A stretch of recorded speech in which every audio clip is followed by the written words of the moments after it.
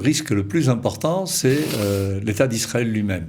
Est-ce qu'il va être à la mesure du défi que lui a posé Trump et de vivre ce moment historique? Finalement, c'est plus que ce qu'ont fait les dirigeants les plus en faveur d'Israël en toutes les générations. Il vient, il nous offre ça sur un plateau d'argent. Le problème est avant tout politique, une décision politique de donner l'ordre à l'armée d'éradiquer le Hamas.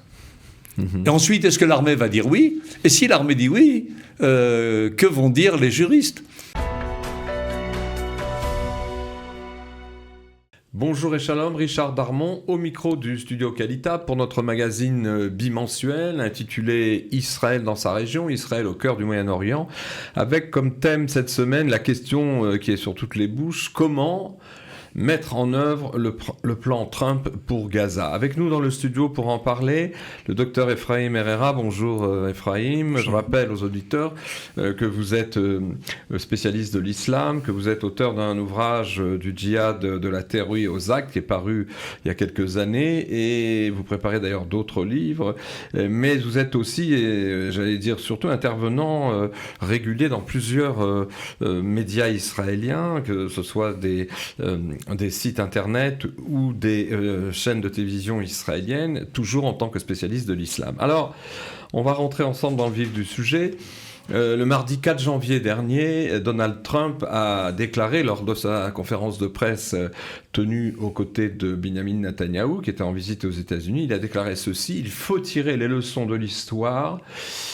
Et on ne peut plus faire encore et encore les mêmes erreurs. Il faisait en fait allusion à la solution à deux États, cette fameuse solution qui a été depuis 20 ans brandie comme étant l'issue du conflit entre Israël et les Palestiniens, une solution à deux États, l'un donc israélien, l'autre palestinien, qui vivrait côte à côte, l'un à côté de l'autre. Alors, à la surprise de beaucoup de gouvernants et d'experts du Moyen-Orient, Trump s'est mis dans la situation de vouloir résoudre le problème, le conflit, disons, entre les Palestiniens et Israël, notamment par une prise de contrôle de la bande de Gaza par les États-Unis. Alors, en gros, qu'est-ce que vous en pensez?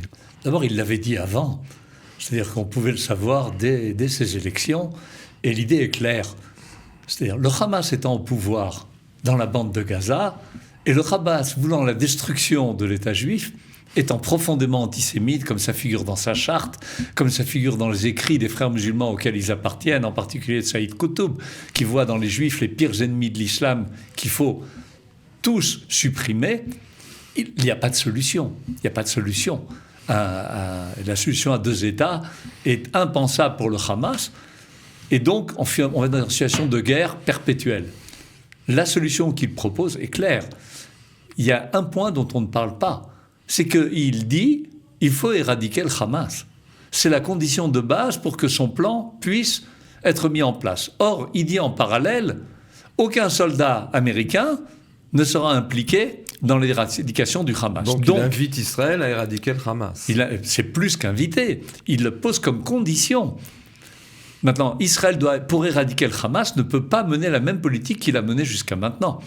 C'est impossible. Il va falloir faire une politique d'attaque à outrance contre le Hamas. Et pour ça, je pense que Trump a, dès le début, mis à sa place la Cour internationale, en bloquant les visas pour tous les membres de la Cour internationale et leurs familles, en bloquant leurs avoirs. Donc, en fait, ce qu'il nous dit, c'est « Ne vous inquiétez pas, vous ne serez pas mis en cause par le droit international, et si l'ONU commence aussi à nous embêter, il a un droit de veto.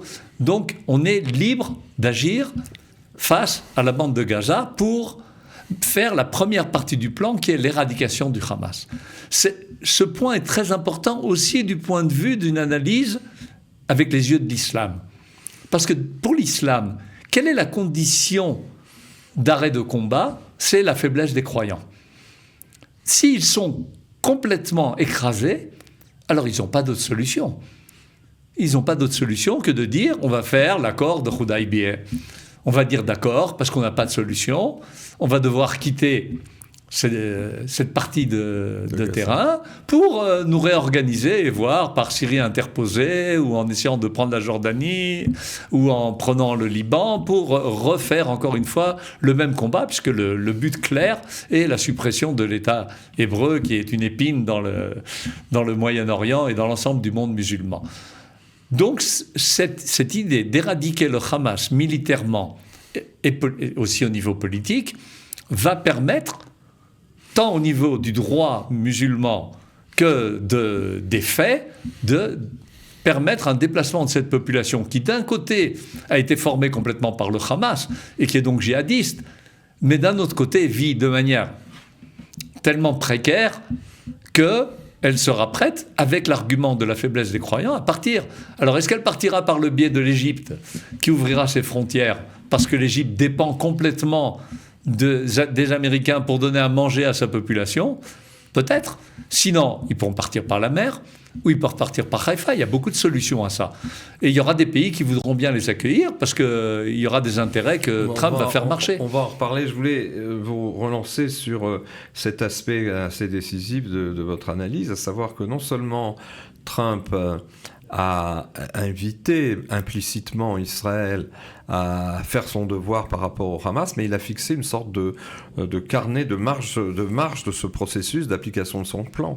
Sans que Israël n'éradique le Hamas, il n'y aura pas de deuxième phase du plan. C'est impossible, et j'explique pourquoi. On l'a vu déjà. Quand certains ont voulu partir sans l'autorisation du Hamas, ils tirent, ils les abattent. Donc si une population va commencer à essayer de quitter la bande de Gaza, ils vont les assassiner. La seule possibilité pour que les gens puissent partir, encore une fois, on voit bien le monde occidental qui est tellement opposé à ça et qui voudrait bien que par musulmans interposés, on affaiblisse, voire supprimer Israël. Le point fondamental est que ces musulmans puissent partir tranquillement. Et donc, il faut absolument éradiquer le Hamas. À ce moment-là, ça devient possible. Mais il y a une statistique qui a été brandie par les détracteurs immédiats et, j'allais dire, par principe de Trump et de son plan. C'était de dire que, je crois me souvenir, les dates de 2009 de 2016 jusqu'en 2025, donc pendant 9 ans, eh bien, il n'y a eu une moyenne de 300 000 Palestiniens qui ont choisi de partir. Évidemment, c'est un autre contexte, mais que le vrai problème, ça va être la motivation de ces mêmes... Ça, c'est un des problèmes, la motivation de ces gens à partir, attendu que Trump n'a pas défini les termes d'un transfert par la force, mais d'un transfert volontaire. Oui, c'est absolument. C'est là-dessus ce dont je parlais tout à l'heure avec l'Occident. L'Occident... Enfin, beaucoup de pays occidentaux et aussi la Russie et la Turquie disent qu'on fait un transfert. Il ne s'agit pas de transfert. Il s'agit de personnes qui, de leur plein gré, seront prêts à partir.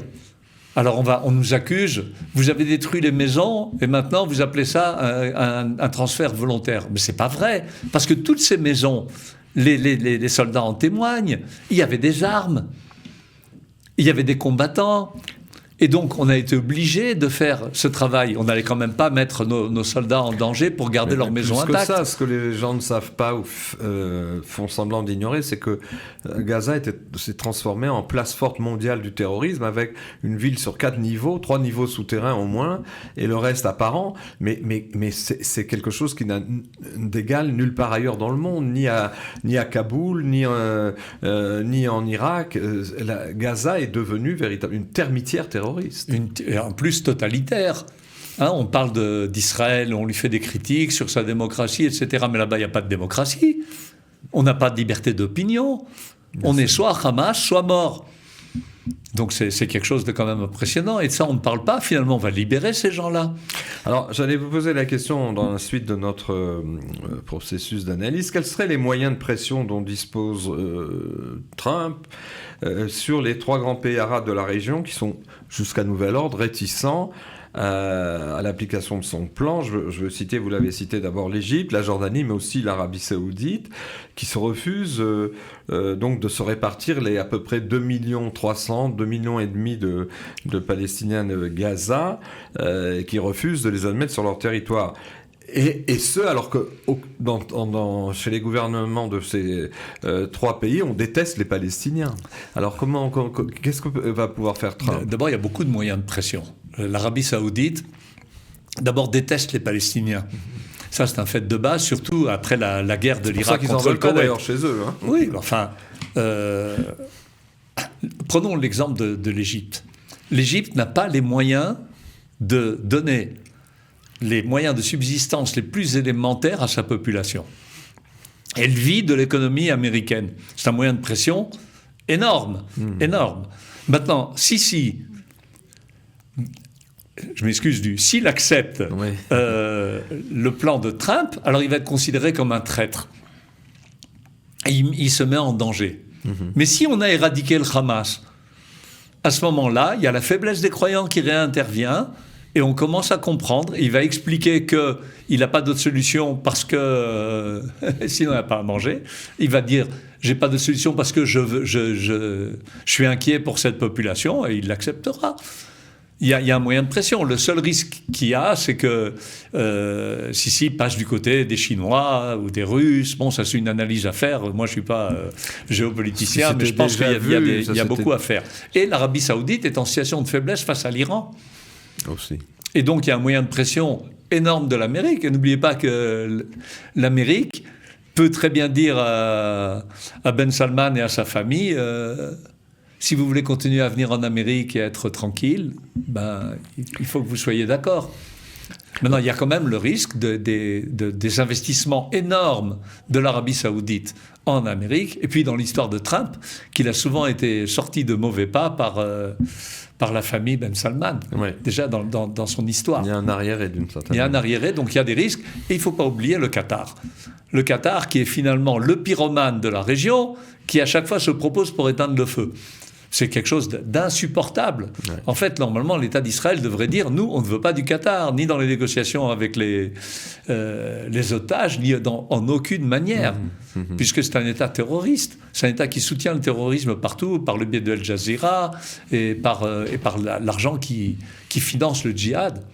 Alors, Trump semble avoir, on le disait tout à l'heure, définitivement renoncé à la création d'un État palestinien à Gaza, mais aussi sur une part de la Judée-Samarie, comme ce fut un moment sa vision lors de son premier mandat. Alors, comment verriez-vous alors, justement, après ce qu'on vient de dire, c'est-à-dire l'éradication du Hamas, la mise en application de la deuxième phase de son plan qui prévoit d'énormes investissements étrangers afin de transformer la bande de Gaza en une sorte de riviera touristique très attractive. Est-ce que c'est pas une lubie ? Est-ce que c'est une chose qui est possible ? Si jamais on a éradiqué le Hamas et que la population, qui à mon avis est bien moindre que le chiffre que vous avez cité de 2,5 millions, si une grande partie de cette population s'en va et qu'il y a la faiblesse des croyants qui est bien appliquée, à savoir qu'il n'y a aucune arme dans la bande de Gaza, c'est possible. Bien sûr que c'est possible. C'est-à-dire des transferts réciproques de population, on en a déjà vu. Dans tous les conflits. Dans tous les conflits. En Israël, déjà, avec tous les réfugiés qui sont venus. Prenons que le cas des pays musulmans. On a accueilli un nombre très important à l'époque. Je vous pose ces questions parce que, comme c'était véritablement un pavé dans la mare, cette conférence de presse, et même Netanyahou a semblé surpris de ce qu'a dit Trump. Évidemment, il a été décrié, il a été mis à mal par toutes sortes de chroniqueurs, mais même les perplexes ont quand même dit que si seulement une partie de ce plan s'appliquait, déjà, on est en train de changer les paradigmes, finalement, dans la région. D'abord par le caractère inédit du 7 octobre, par la riposte, la forte riposte d'Israël, et aussi parce que, comme on le disait tout à l'heure, on a déjà vu depuis 20 ans que toutes les solutions avancées ne marchaient pas, donc il faut avancer. Donc c'est un gestionnaire, un homme d'affaires, Trump.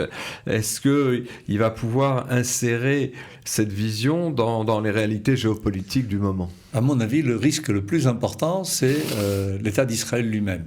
Est-ce qu'il va être à la mesure du défi que lui a posé Trump et de vivre ce moment historique ? Finalement, c'est plus que ce qu'ont fait les dirigeants les plus en faveur d'Israël en toutes les générations. Il vient, il nous offre ça sur un plateau d'argent. Le problème est avant tout politique. Une décision politique de donner l'ordre à l'armée d'éradiquer le Hamas. Et ensuite, est-ce que l'armée va dire oui? Et si l'armée dit oui, que vont dire les juristes? Oui. Et là, il y a trois niveaux. Bien évidemment, il y a 3 niveaux, et ici, il faut trancher. Et au niveau historique dans lequel on est, et avec un autre problème sous-jacent, qui est en fait l'arme principale du Hamas aujourd'hui, c'est les otages. C'est-à-dire que l'éradication du Hamas va passer obligatoirement par un risque vital pour ces otages. Et la question est, est-ce qu'on s'occupe d'individus ou est-ce qu'on s'occupe de la nation et de ce qui va se passer au niveau historique avec le nombre de morts qu'on aura, comme on l'a déjà vu, si on n'applique pas ce plan où quelqu'un nous dit, d'accord, éradiquez-le complètement, le Hamas. Supprimez ces quelques dizaines de milliers de soldats. Donc on va vers un goulot d'étranglement, une contradiction majeure, puisque au vu du traitement de la question des otages depuis des mois et des mois, pas seulement lors des dernières libérations, d'ailleurs très douloureuses, le traitement des médias et de la vox populi, la voix publique dans le pays, ce n'est que de la réguichaude des sentiments, de l'affliction légitime auprès des familles. C'est pas la vox populi, c'est la vox média. Oui, la vox, c'est la vox juridique. C'est pas la vox populi. Oui. Effectivement, c'est très difficile. Mais il ne faut pas oublier que jusqu'aux années 70, le principe était on ne négocie pas avec des terroristes, on ne négocie pas avec des assassins.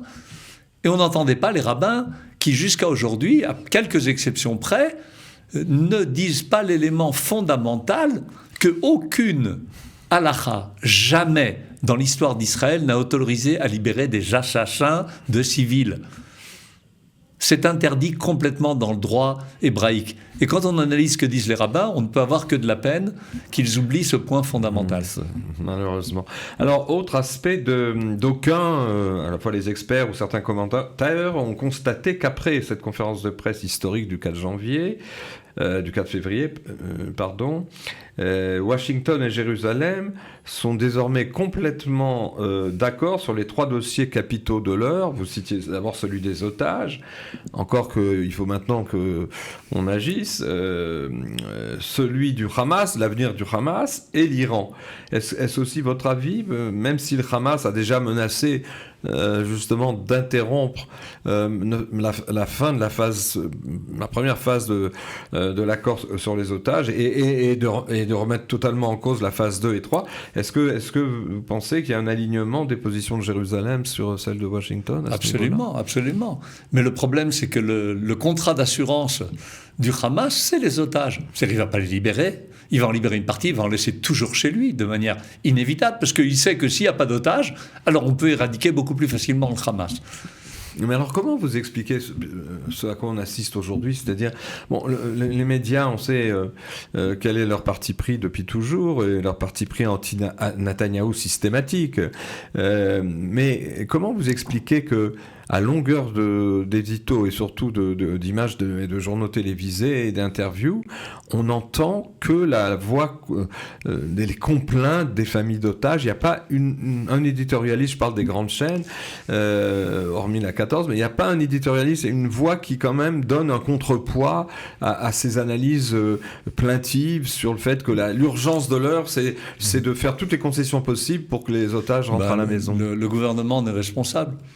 Le fait que les médias ont été pris par une partie de l'ensemble d'Israël uniquement, c'est pas normal.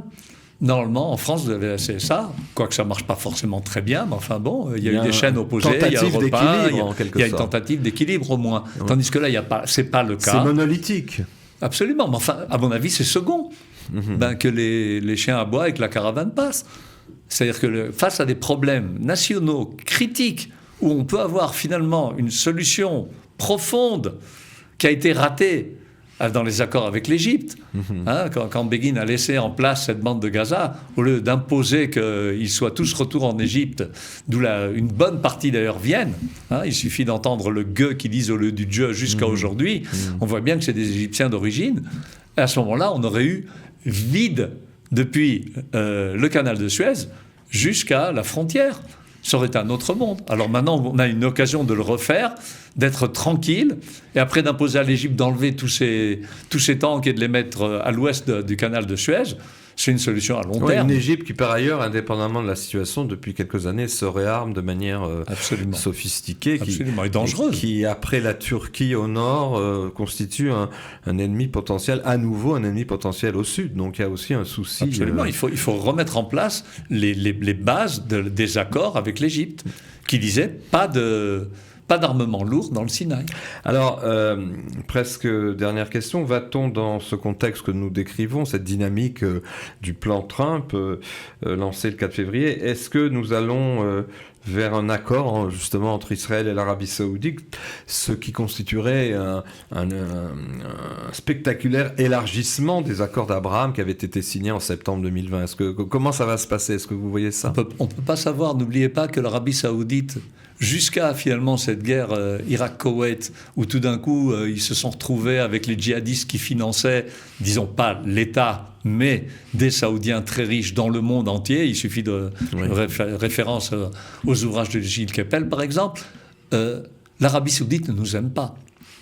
Mais il y a le côté pragmatique qu'a décrit Bernard Lewis, parce qu'ils ont l'Iran à côté d'eux et le Yémen qui les menace. Et donc l'intérêt peut primer sur l'idéal, sur l'idéologie, avec le risque. Mais enfin, comme c'est un État qui est fort et Ben Salman est un homme fort, alors il peut remettre en place les hommes de religion et faire ces accords qui vont servir finalement les intérêts du gouvernement saoudien. Alors, ultime question cette fois, le Rav Shmuel Eliaou de Sfat, le grand rabbin de Sfat, a comparé tout dernièrement dans une interview Donald Trump, après donc cette dernière prise d'opposition, au roi Cyrus. Est-ce que vous feriez la même comparaison? Oui, ça ressemble beaucoup. D'ailleurs, ils l'ont dit. L'ambassadeur des États-Unis en Israël a dit « Attendez-vous à ce que nous revivions une époque biblique ». Ils ont une base protestante caractéristique de l'Amérique, c'est pas Luther, antisémite, non, pas du tout. Pour eux, ils ont une vision dans laquelle l'État hébreu doit d'abord revivre, ensuite on accepterait peut-être leur position, mais enfin disons on a le temps. D'accord ? Donc ils nous soutiennent au niveau de la foi, de leur foi profonde. Donc ça, c'est un élément fondamental. C'est-à-dire que l'analyse jusqu'à aujourd'hui en Israël, c'est une analyse matérialiste, qui ne tient pas compte des éléments de croyance et de foi, tant chez nos ennemis musulmans que chez nos alliés américains. Et c'est des points qui sont fondamentaux, il faut bien les connaître. Eh bien, voilà que nous arrivons à la fin du temps qui nous est imparti. Je vous remercie, Ephraim Herrera, d'avoir consacré du temps à nos auditeurs. Je donne rendez-vous aux auditeurs pour dans 15 jours, notre prochain magazine. Merci et à bientôt. Merci.